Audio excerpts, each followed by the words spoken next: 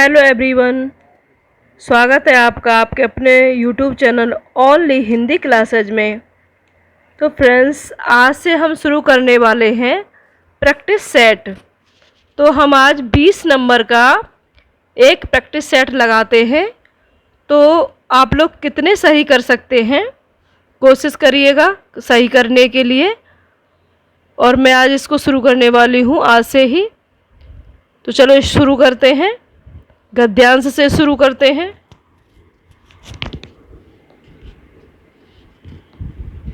Hindi गद्यांश practice set first है ये।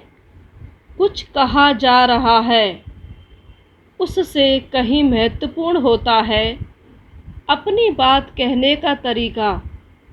आप कितनी ही ज़रूरी बात क्यों न कहें, अगर आपकी बात कोई सुने नहीं, महसूस ही न करे, तो उसे कहने का फ़ायदा ही क्या। जब किसी के कहे को सुनने के लिए, उसे महसूस करने के लिए पूरा ध्यान केंद्रित करने की ज़रूरत होती है। और वही मिलता था मुझे उस महान, जैसा कि फ्रेंड मैं बताती हूँ कि जहाँ आपको थोड़ा टफ शब्द या कुछ लग रहा है कि यहाँ कुछ हो सकता है या हमें कोई प्रश्न कोई पूछ सकता है, तो वहाँ पर आप एक अंडरलाइन लगा लें कच्ची पेंसिल से।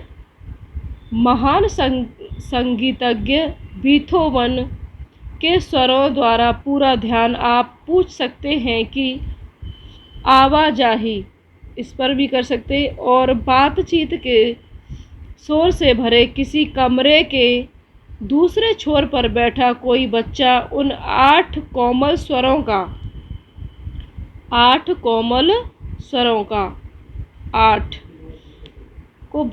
स्वरों को भला कैसे सुनता होगा। इस सवाल का जवाब तो कोई भी शिक्षक दे सकता है। यह स्वर तो वे बच्चे ही सुन पाते हैं जो पियानो के बिल्कुल पास खड़े हों, और तब उनका स्पर्श दूसरों को आगाह करता था। पर कुछ ही क्षणों तेजी से फैलती वह खामोशी ही बोलने लगती थी, और जब तक आखिरी स्वर की गूंज खत्म होती, सभी बच्चे शांत हो चुके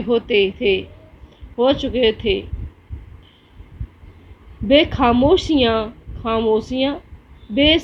खामोशियाँ से सन्नाटे याद रहेंगे मुझे, साथ क्या उसके भी कई सालों बाद भी।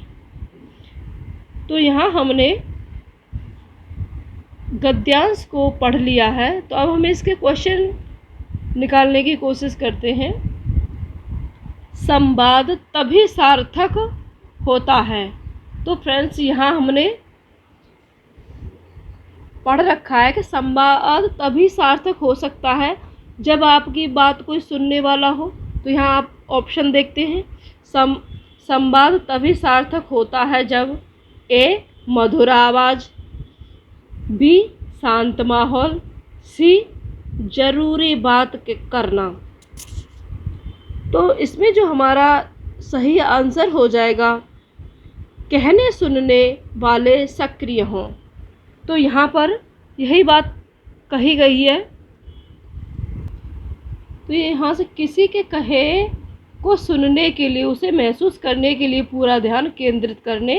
तो इसका अर्थ यही हो जाएगा, इसका अर्थ सही यही हो जाएगा, कहने सुनने वाले सक्रिय हों। जब हम अपनी बात कह रहे हैं तो एक तो कहने प्लस सुनने वाला भी हमारी बात को सही ढंग से सुन रहा हो। अब इसका दूसरा क्वेश्चन देख लेते हैं। खामोशी ही बोलने लगती है से अभिप्राय है। ए. खामोशी तेज आवाज़ में बोलती है, बी. खामोश बच्चे बोलने लगते हैं, सी. जब कुछ बच्चे धीरे धीरे बोलना बंद कर देते हैं तो बाकी बच्चों को पता चल जाता है कि उन्हें भी शांत होना है, डी. खामोशी बच्चों से कहती है कि चुप हो जाओ। तो डी तो नहीं होगा खैर इसमें। तो यहाँ पर जो हमारा आंसर हो जाएगा वो सी आंसर सही हो जाएगा। क्वेश्चन नंबर 3 है, जो मेहनत करते हैं वह सफल होते हैं, किस तरह का वाक्य है? तो जो मेहनत करते हैं वह, जो और वह, ये मिश्र वाक्य हो जाएगा। जिस वाक्य रचना में एक प्रधान वाक्य तथा एक या एक से अधिक आश्रित उपवाक्य हो उन्हें मिश्र वाक्य कहते हैं। क्वेश्चन नंबर 4 देखते हैं। किसी के कथन को उद्धत करते समय किस विराम चिन्ह का प्रयोग किया जाता है? ए विस्मयवाचक चिन्ह, बी अवतरण या उद्धरण चिन्ह, सी प्रश्नवाचक चिन्ह, डी निर्देशक चिन्ह। क्वेश्चन नंबर 4, इसका जो सही आंसर हो जाएगा अवतरण या उद्धरण चिन्ह, बी आंसर इसका सही हो जाएगा। क्वेश्चन नंबर 5 है, रंग शब्द से क्रिया बनती है। तो फ्रेंड्स ये तो ग्रामर है, तो ये तो अगर हमें आती है ना तो तभी हम कर पाएंगे। रंग शब्द से क्रिया बनती है ए रंग वाला, बी रंगना, सी रंगीला, डी रंगरेज। क्वेश्चन नंबर 5 का जो सही आंसर हो जाएगा वो हो जाएगा बी रंगना। रंग देना, रंग से युक्त करना, प्रभावित करना, अनुकूलन बनाना, ये मतलब रंगना। क्वेश्चन नंबर 6 है हमारा, नाटक से कौन सा विशेषण बनेगा? ए नाटककार, बी नट, सी नाटकीय, डी नाटकीयता। क्वेश्चन नंबर 6 का जो सही आंसर हो जाएगा सी हो जाएगा नाटकीय। नाटक संबंधी, नाट या नटों की तरह नाटक संबंधी। प्रश्न नंबर 7 है, व्याकरण की दृष्टि से प्रेम शब्द क्या है? ए अव्यय है, बी भाववाचक संज्ञा है, सी क्रिया है, डी विशेषण है। क्वेश्चन नंबर 7 जो इसका सही आंसर हो जाएगा वो बी हो जाएगा। प्रेम शब्द भाववाचक संज्ञा है। जिस संज्ञा शब्दों से व्यक्ति, स्थान अथवा वस्तु के गुण, दोष, दशा, अवस्था आदि का बोध होता है उन्हें भाववाचक संज्ञा कहते हैं। तो फ्रेंड्स मेरे शब्दों पर भी आपको ध्यान देना है जो मैं बोल रही हूँ। क्वेश्चन नंबर 8 है, वह किधर गया? वाक्य में किधर शब्द है? ए गुणवाचक विशेषण है, बी कालवाचक क्रिया विशेषण है, सी प्रश्नवाचक सर्वनाम है, डी उपर्युक्त में से कोई नहीं। तो क्वेश्चन नंबर 8 का जो सही आंसर हो जाएगा वो सी हो जाएगा। ये प्रश्नवाचक सर्वनाम है।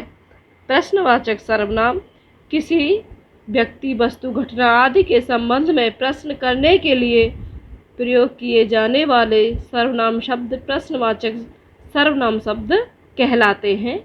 जैसे यह पौधा किसने लगाया? जहाँ पर ऐसा लग रहा है जैसे पूछने जैसी बात है, आंसर हमें दूसरे से चाहिए, तो वहाँ पर हमेशा प्रश्नवाचक हो जाएगा कि तुम क्या कर रहे हो, तो आंसर दूसरा देगा। क्वेश्चन नंबर 9 है, कौन ऊष्म व्यंजन नहीं है? व्यंजन मैंने पढ़ा रखे हैं, आप मेरी पिछली वीडियो पर जाके देख सकते हैं। ए स, बी श, सी ग, डी स। ऊष्म व्यंजन नहीं पूछा है तो नहीं पर हमें पहले अंडरलाइन कर लेनी है, तो ग हो जाएगा इसका सही आंसर, क्योंकि ग नहीं है, ये तीनों ऊष्म व्यंजन हैं। ऊष्म व्यंजन इन वर्णों के उच्चारण में मुख से विशेष प्रकार की गर्म वायु ऊष्मा निकलती है। इनकी संख्या 4 है, जैसे इनकी संख्या है जैसे स, श, स और ह। हाँ, ये 4 ऊष्म व्यंजन हैं। क्वेश्चन नंबर 10, बच्चे छत पर खेल रहे हैं। इस वाक्य में रेखांकित शब्द में प्रयुक्त कारक बताइए। ए संप्रदान, बी करण, सी अपादान, डी अधिकरण। क्वेश्चन नंबर 10 का जो सही आंसर हो जाएगा वो डी हो जाएगा, अधिकरण। अधिकरण कारक अर्थात आधार यानी संज्ञा या सर्वनाम के जिस रूप से क्रिया के होने के स्थान व समय का पता चले वहाँ अधिकरण कारक कहलाता है।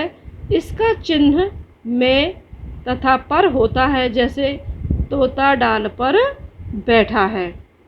तो आप मेरे शब्दों पर गौर करके भी इसको समझ सकते हैं। क्वेश्चन नंबर 11 है, प्यास का तत्सम है। ए प्यासा, बी पिपासा, सी प्यास, डी प्यास।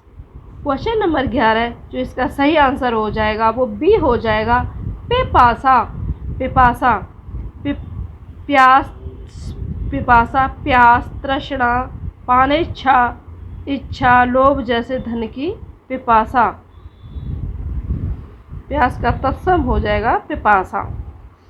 क्वेश्चन नंबर 12, कार प्रत्यय से निर्मित नहीं है। कार प्रत्यय से निर्मित नहीं है पूछा है। ए पत्रकार, बी कलाकार, सी कुंभकार, डी बड़प्पन। तो इसका क्वेश्चन नंबर 12 का जो सही आंसर हो जाएगा वो डी बड़प्पन हो जाएगा कि तीनों में कार कार आ रहा है।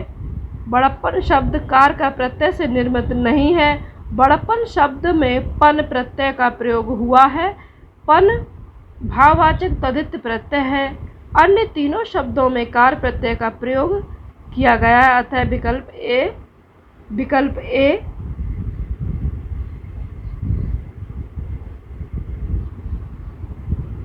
सॉरी डी इसका सही आंसर है। ये मैंने पहले भी इस पर निशान लगा दिया है। क्वेश्चन नंबर 13 का जो क्वेश्चन नंबर 13 है, राम आम खाता है में वाच्य का कौन सा रूप है। ए कर्तवाच्य, बी कर्मवाच्य, सी भाववाच्य, डी उभयवाच्य। 13 नंबर क्वेश्चन का जो सही आंसर हो जाएगा वो ए कर्तवाच्य हो जाएगा। कर्तवाच्य राम आम खाता है में कर्तवाच्य, इसमें कर्ता मुख्य होता है। इसमें अकर्मक तथा सकर्मक दोनों तरह की क्रियाओं का प्रयोग होता है। क्वेश्चन नंबर 14, माता पिता में समास है। माता पिता में कौन सा समास है। ए बहुब्रीहि, बी द्वंद्व, सी द्विगु, डी अव्ययी भाव। तो इसका जो सही आंसर हो जाएगा वो द्वंद्व हो जाएगा, बी। क्योंकि द्वंद्व समास में एक मतलब ये विलोम शब्द भी होता है, एक दूसरे के विपरीत भी होता है। तो माता पिता इसका सही द्वंद्व हो जाएगा। माता पिता, भाई बहन, ये द्वंद्व हो जाएगा इसमें। क्वेश्चन नंबर 15, पीपर पात सरिस मन डोला, इस पंक्ति में कौन सा अलंकार है। पीपर पात सरिस मन डोला। ए रूपक अलंकार, बी उपमा अलंकार, सी यमक अलंकार, डी श्लेष अलंकार। 15 नंबर क्वेश्चन का जो सही आंसर हो जाएगा बी उपमा अलंकार हो जाएगा, जहाँ अत्यधिक समानता के कारण एक वस्तु या प्राणी की तुलना दूसरी वस्तु या प्राणी से की जाए वहाँ उपमा अलंकार होता है। क्वेश्चन नंबर 16, जिसके पास कुछ भी न हो। ए गरीब, बी अंकिचन, सी दरिद्र, डी विनीत। क्वेश्चन नंबर 16 का जो सही आंसर हो जाएगा वो बी अंकिचन हो जाएगा। अंकिचन, जिसके पास कुछ भी न हो अंकिचन। विनीत, नम्र स्वभाव वाला विनीत, जिसके पास बिल्कुल धन न हो दरिद्र, जो बेचारा या निर्भय हो गरीब। गरीब ये विनीत, नम्र स्वभाव वाला विनीत। क्वेश्चन नंबर 17 है, परिमल शब्द के 4 अर्थ दिए गए हैं, आपको सटीक समानार्थक शब्द का चयन करना है। ए सुख, बी सर्वोत्तम गंध, सी विमर्दन, डी सहवास। 17 नंबर क्वेश्चन का जो सही आंसर हो जाएगा वो बी हो जाएगा, सर्वोत्तम गंध। सर्वोत्तम गंध।